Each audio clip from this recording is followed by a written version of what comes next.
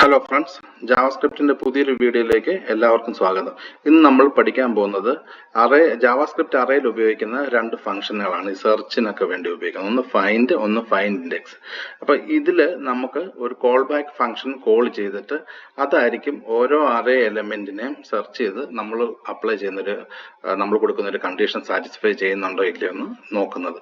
വളരെ യൂസ്ഫുൾ ഒരു സിംഗിൾ ലൈനിൽ ഒരു 3-4 ലൈനിൽ നമ്മൾ എഴുതേണ്ട കാര്യങ്ങൾ ഒരു സിംഗിൾ ലൈനിൽ നമുക്ക് റിസൾട്ട് കിട്ടുന്ന ഒരു ഫംഗ്ഷനാണ് ഈ ഫൈൻഡ് ഇൻഡെക്സും. അപ്പൊ നമുക്ക് ഒരു അറേ ക്രിയേറ്റ് ചെയ്യും. ഇപ്പൊ ഞാൻ ഇവിടെ ഒരു അറേ ക്രിയേറ്റ് ചെയ്യുന്നു. ഫോർ എക്സാമ്പിൾ ഇവിടെ ഫ്രൂട്ട്സ് എന്ന് പറഞ്ഞ ഒരു അറേ ഞാൻ ഇവിടെ ക്രിയേറ്റ് ചെയ്യുന്നു. അതിനകത്ത് ഞാൻ apple, orange, grape, pineapple, mango.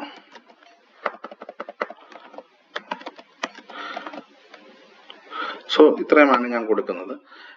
നമ്മളിപ്പോൾ 5 എലിമെന്റ് കൊടുത്തിട്ടുണ്ട്. അപ്പൊ ഇതിനകത്ത് ആപ്പിളിന് നമുക്കിപ്പോൾ ഇത് ഫ്രൂട്ട്സ് വെച്ചൊന്ന് ആദ്യം ഫൈൻഡ് ഒന്ന് ചെയ്യാം. ഫൈൻഡ് ഫംഗ്ഷൻ ഒന്ന് ചെയ്യാം. ഫൈൻഡിനകത്ത് നമ്മൾ കൊടുക്കേണ്ടത് ഒരു കോൾ ബാക്ക് ഫംഗ്ഷനാണ്. അല്ലെങ്കിൽ നമ്മളൊരു ഫംഗ്ഷൻ ക്രിയേറ്റ് ചെയ്ത് അതിനെ ഇതിനകത്തൊന്ന് കോൾ ചെയ്യണം. അതിന് പകരം നമുക്ക് ആരോ ഫംഗ്ഷൻ യൂസ് ചെയ്യാം. ആരോ ഫംഗ്ഷൻ യൂസ് ചെയ്യുമ്പോൾ ഞാനിവിടെ ഓരോ കാര്യവും എക്സ്പ്ലെയിൻ ചെയ്തുതരാം. ഇപ്പൊ ഞാനിവിടെ ഒരു ബ്രാക്കറ്റിനകത്ത് എലിമെന്റ് എന്ന് പറയുന്നത്, എലിമെന്റ് എന്ന് വെച്ചാൽ ഫൈൻഡിനകത്ത് ഞാൻ എലിമെന്റ് എന്ന് കൊടുത്തു കഴിഞ്ഞാൽ അത് ഒരു പ്രാവശ്യം, ആദ്യത്തെ പ്രാവശ്യം ആപ്പിൾ ആകും, രണ്ടാമത്തെ പ്രാവശ്യം ഓറഞ്ച് ആകും, മൂന്നാമത്തെ പ്രാവശ്യം എലിമെന്റ് എന്നുള്ള ഗ്രേപ്പ് ആകും, അടുത്തത് പൈനാപ്പിൾ ആകും, അടുത്ത മാംഗോ ആകും. ഇനി അതാണ് ഞാൻ ഫംഗ്ഷനിലോട്ട് പാസ് ചെയ്യുന്നത്.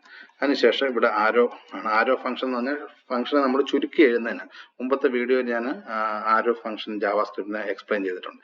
ഇനി നമ്മൾ ചെയ്യേണ്ടത് നമുക്കിവിടെ ഇതിനകത്ത് എന്താണ് അപ്ലൈ ചെയ്യേണ്ടത്. നമുക്കിപ്പം ഇതിനകത്ത് ഏറ്റവും ലെങ്തി ആയിട്ടുള്ള അല്ലെങ്കിൽ നമുക്കൊരു ഫ്രൂട്ടിന്റെ പേര് കണ്ടുപിടിക്കണം, അല്ലെങ്കിൽ നമുക്ക് ഏതെങ്കിലും ഒരു അക്ഷരത്തിൽ തുടങ്ങുന്നത്. ഇപ്പം നമുക്കിവിടെ ഏറ്റവും ലെങ്ത് കൂടിയത് പൈനാപ്പിളാണ്. 1, 2, 3, 4, 5, 6, 7, 8, 9. അപ്പോൾ നമുക്ക് 9 അക്ഷരം ഉള്ളതാണ് പൈനാപ്പിളിന്. അപ്പം നമുക്ക് ഒരു കണ്ടീഷൻ എഴുതാം. ഇവിടെ എലിമെന്റ്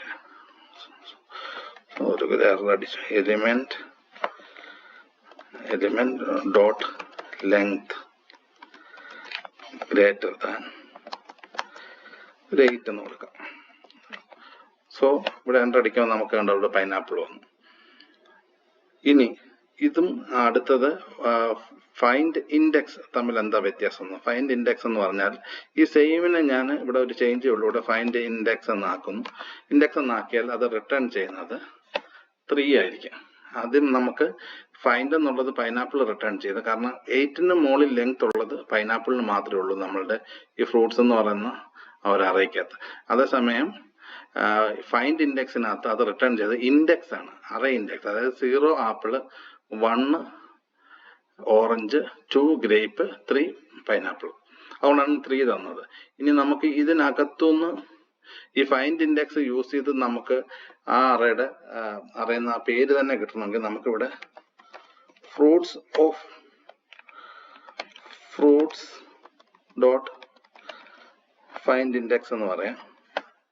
എന്നിട്ട് ഈ സെയിം തിങ് തന്നെ പറയുക, എലിമെന്റ് എന്ന് പറയുക. എലിമെന്റ് എന്ന് പറഞ്ഞാൽ ഇനി മറക്കരുത്, ഓരോ അറേയിലെ ഓരോ എലിമെന്റിനെയാണ് എലിമെന്റ് എന്ന് റെപ്രസെന്റ് ചെയ്യുന്നത്. അതൊരു ഫംഗ്ഷൻ ആർഗ്യുമെന്റ് ആയിട്ട് ആ ഫംഗ്ഷനിലോട്ട് ആരോ കീ കൊടുത്ത് അതിന്റെ ഇപ്പുറത്തെ ഫംഗ്ഷൻ പാസ് ചെയ്യുന്നു.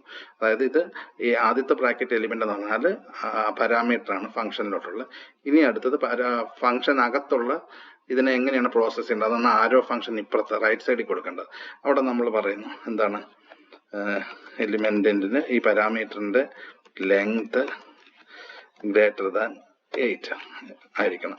അപ്പൊ ഇതെന്ത് ചെയ്യുന്ന വെച്ച് കഴിഞ്ഞാൽ ഇത് ആദ്യം ഇൻഡെക്സ് ഈ പറഞ്ഞ അറേയിലോട്ട് റിട്ടേൺ ചെയ്യും. അറേയുടെ സ്ക്വയർ ബ്രാക്കറ്റ് ക്ലോസ് ചെയ്ത് നമുക്ക്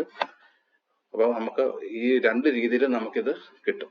അപ്പൊ ഈ ഫൈൻഡ് ഇൻഡെക്സും എക്സ്പ്ലെയിൻ ചെയ്ത് മനസ്സിലായെന്ന് വിചാരിക്കുന്നു. വീഡിയോ ഇഷ്ടപ്പെട്ടെങ്കിൽ വീഡിയോ ലൈക്ക് ചെയ്യുക, ചാനൽ സബ്സ്ക്രൈബ് ചെയ്യാം. Thank you.